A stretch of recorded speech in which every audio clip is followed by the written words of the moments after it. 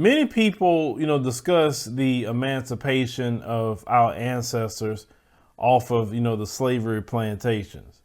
And many don't talk about exactly what happened during that period. I know people talk about Reconstruction, but there was a period that was very, bad for our ancestors. And once we talk about this particular story, you only hear because you have, the lineage of people that actually survived the most horrible conditions ever. So they were saying hundreds and thousands of slaves freed during the American Civil War died from disease and hunger after being liberated, according to the research. Okay. So they were saying that the reality of emancipation during the chaos of the war and its bloody aftermath often fell brutally short on a positive image. They say instead of freed slaves were often neglected by Union soldiers or faced rampant disease. They say including horrific outbreaks of smallpox and cholera, and many just simply starved to death.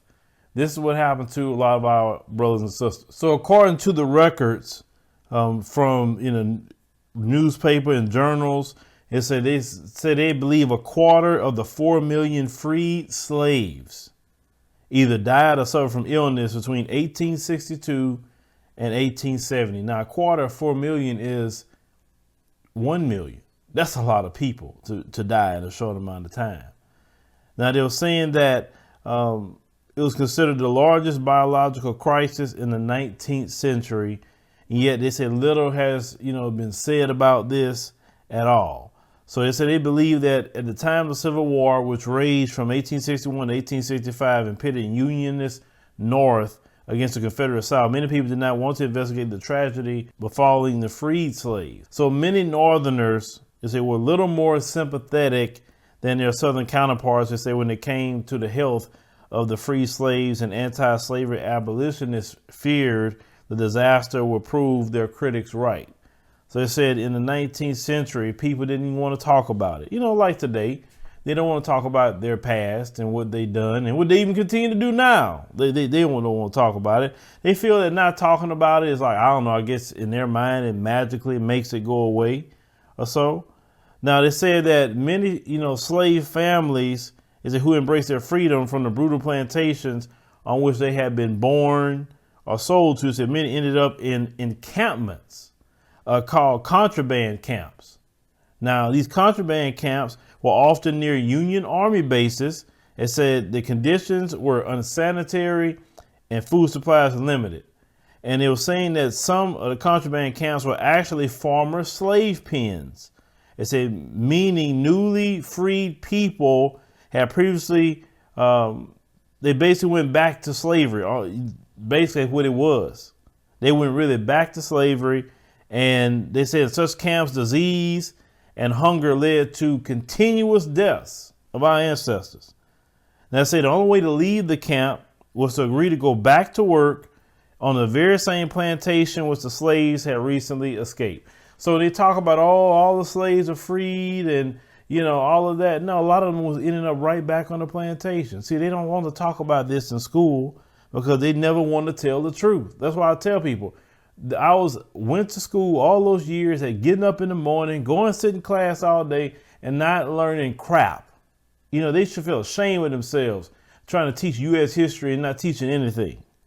Now they say treatment by the Union soldiers was also brutal because, they put the Union soldiers, they were just so great and they helped free the slaves against these evil Confederates. But they said the Union soldiers was also brutal. Now, they said that the experience of one freed slave by the name of Joseph Miller, who had come with his wife and 4 children to a makeshift freed slave refugee camp within the Union stronghold of Camp Nelson in Kentucky. So in return for food and shelter for his family, the brother joined the army. They say, yet the Union soldiers in 1864 still cleared the ex-slaves out of Camp Nelson, effectively abandoning them to scavenge in a war-ravaged and disease-ridden landscape. They say now one of Miller's young sons quickly sickened and died. 3 weeks later, his wife and another son died. Then 10 days after that, his daughter died. They said finally, they say the last surviving child also fell terminally ill, and by early 1865, Miller himself was dead. They said, now that is horrible. Okay, that is so horrible. They said so many of these people are dying of starvation, and they said that's such a slow death. Now they said they collected numerous shocking accounts of the lives of freed people. They said they came across more research. They said deplorable conditions in hospitals and refugee camps where doctors often had racist theories of how black Americans reacted to disease, which is no different than today.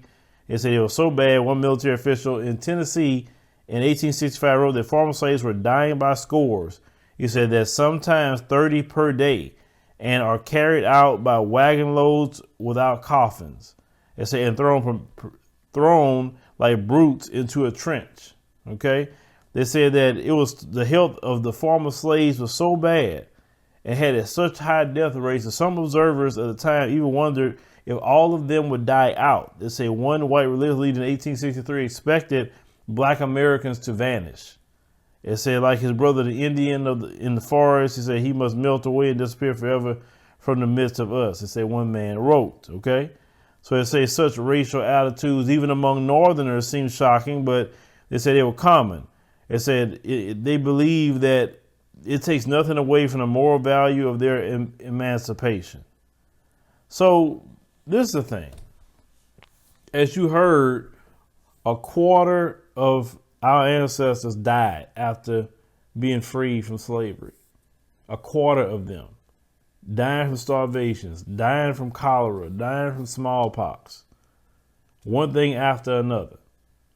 So not only that you have the horror of slavery, 246 years, now you're freed, and basically say, okay, you're free, just go on your own.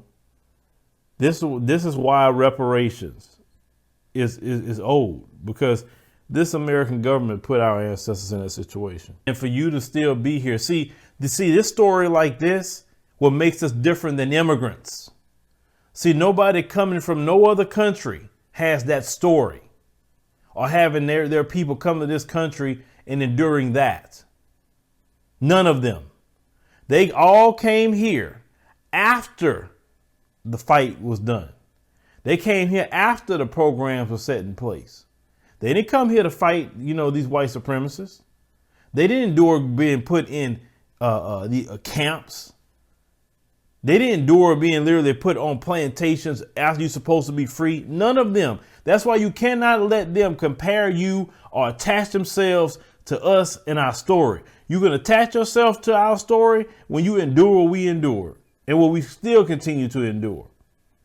That's why I'm not for you attaching no other group to what we got going on. Because the moment you allow those Democrats to attach other groups to us, or say, oh, well, the immigrants is the same. No, it's not the same.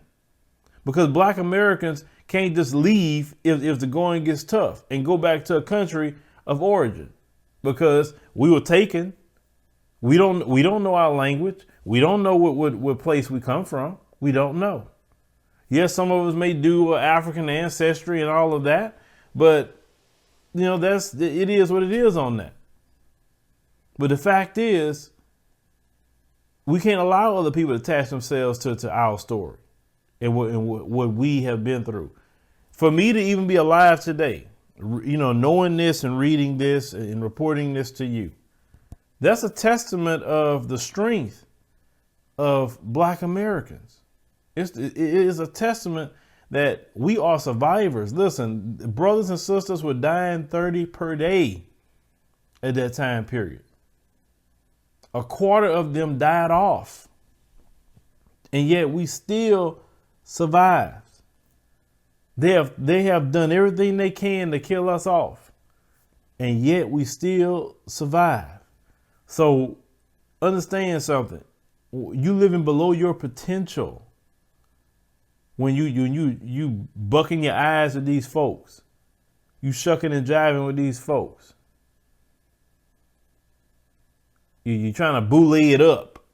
You living below your potential. That's not who you come from. You come from not only survivors, but you come from people that not only came from a plantation, but did a lot better than even the white folk. That's why they're so jealous and they want to destroy Black Wall Street. even after all of that. And it's in the same spirit that's in them is in you. The spirit of a survivor, the spirit of an overcomer, the spirit of, even though we go through hell and high water, we still can overcome or achieve great things in our personal lives and also great things in our community. That's still already in you. You a fighter. That's in you. Other people, they leave their country to come here, to have, they say, a better life. We didn't leave and say, I got to go somewhere for a better life. We fought every step of the way. We are people could actually say we're tired of fighting because we have been fighting. And some people still have a fight in them now. But if anything else, you don't learn nothing from this story, know that you come from good stock, and don't ever, ever, ever let no group come in here in this country and attach themselves to our story, because you don't have it. You don't. And that's what makes us unique in this country, is that story alone. And that story alone is an issue that this American government gonna have to break bread and fix these issues within our community, because they got us in the situation that we in right now.